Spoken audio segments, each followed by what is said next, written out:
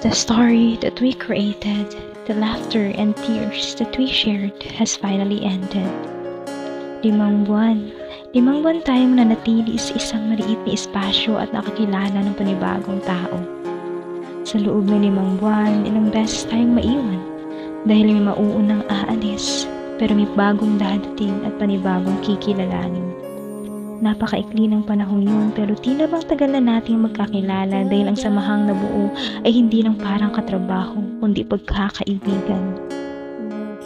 Masakit maiwan, pero mas masakit mang-iwan, lalo na't inaasahan mo mangyari ang bagay na yun. Nagpapasalamat ako na nakilala ko kayo. Napakasaya ng aking karanasan dahil sa inyo. We didn't realize we were creating memories. We just knew we were having fun. Sa paglipas ng panahon, maaaring magkalimutan, pero yung mga alaala na ating nabuo ay mananatiling nakaukit sa puso ng bawat isa.